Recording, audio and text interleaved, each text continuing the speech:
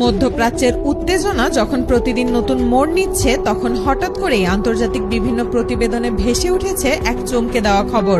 Iran নাকি তাদের আধুনিক কারার ট্যাঙ্ক উত্তর কোরিয়ায় পাঠানোর প্রস্তুতি নিচ্ছে। খবরটা যতটা অবাক করার মতো, তার চেয়েও বেশি রহস্যময়। কারণ ইরান এখন পর্যন্ত এই ট্যাঙ্ক বিশ্বের কোনো দেশের কাছে বিক্রি করেনি। আর এই খবরটা ছড়িয়ে পড়ার পর থেকে গোটা মধ্যপ্রাচ্য নড়েচড়ে বসেছে। খবরটা এমন এক সময় বেরিয়েছে যখন মধ্যপ্রাচ্য ইতোমধ্যেই উত্তপ্ত। তখন ইরানের মতো একটি দেশ কেন তাদের অন্যতম আধুনিক ট্যাঙ্ক অন্য আরেকটি দূরবর্তী দেশে পাঠাতে চাইবে? এটি কি শুধুই সামরিক সহযোগিতা, নাকি এর পেছনে লুকিয়ে আছে আরো বড় কোনো কৌশল? ইরানের তৈরি এই কারার ট্যাঙ্ক মধ্যপ্রাচ্যের অন্যতম আধুনিক যুদ্ধ ট্যাঙ্ক হিসেবে বেশ পরিচিত। প্রথম দেখাতেই এটি অনেকটা রাশিয়ার বিখ্যাত T-90 ট্যাঙ্কের মতো লাগে। তবে ইরান দাবি করে এটি সম্পূর্ণ নিজস্ব প্রযুক্তিতে তৈরি।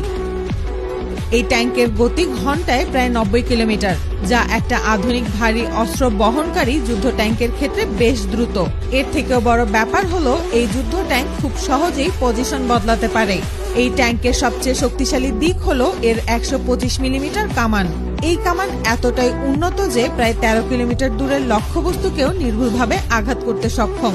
শুধু তাই নয়, বিভিন্ন প্রতিবেদনে বলা হয় এই ট্যাঙ্ক শত্রুপক্ষের হেলিকপ্টার, এমনকি নিচু উচ্চতায় ওড়া যুদ্ধবিমানকেও টার্গেট করতে পারে। আরো অবাক করা বিষয় হলো, এই ট্যাঙ্কে এমন প্রযুক্তি রয়েছে যা শত্রুর ছোড়া মিসাইলকেও মাঝ আকাশে ধ্বংস করতে পারে। বিভিন্ন প্রতিবেদনে বলা হয়েছে এই ট্যাঙ্কের বডি তৈরি করা হয়েছে পুরো ইস্পাত দিয়ে, যা প্রায় 6 ইঞ্চি পর্যন্ত পুরু বলে ধারণা করা হয়। এর ফলে ছোট বা মাঝারি আকারের বিস্ফোরক বা মিসাইল সহজে এটিকে ক্ষতিগ্রস্ত করতে পারে না। মূল সমস্যা হলো, বিশ্বের আধুনিক যুদ্ধ ট্যাঙ্কগুলো সাধারণভাবেই তৈরি করা হয়, কিন্তু মরুভূমি অঞ্চলে সেই সকল ট্যাঙ্ক দিয়ে যুদ্ধ করা বেশ কঠিন হয়ে পড়ে।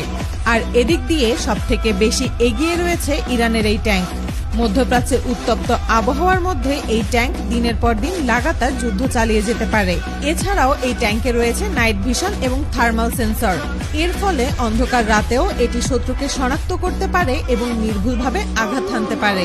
এখন প্রশ্ন হলো, এই ধরনের একটি ট্যাঙ্ক যদি সত্যি ইরান উত্তর কোরিয়ায় পাঠাতে চায়, তাহলে এর পেছনে কারণ কি হতে পারে? বিশেষজ্ঞদের মতে, উত্তর কোরিয়ার কাছে যদিও অত্যাধুনিক ব্যালিস্টিক মিসাইল এবং হাইপারসনিক প্রযুক্তি রয়েছে, তবে তাদের ট্যাঙ্ক তুলনামূলকভাবে অনেক পুরনো প্রযুক্তি দিয়ে তৈরি। ফলে তারা স্থলযুদ্ধে প্রযুক্তির দিক দিয়ে বেশ পিছিয়ে রয়েছে।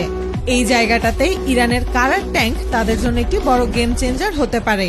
ধারণা করা হচ্ছে, ইরান এবং উত্তর কোরিয়ার মধ্যে বহুদিনের সামরিক সহযোগিতা রয়েছে। অতীতেও এই দুই দেশ বিভিন্ন প্রযুক্তি বিনিময় করেছে বলে বিভিন্ন প্রতিবেদনে বলা হয়েছে। কিছু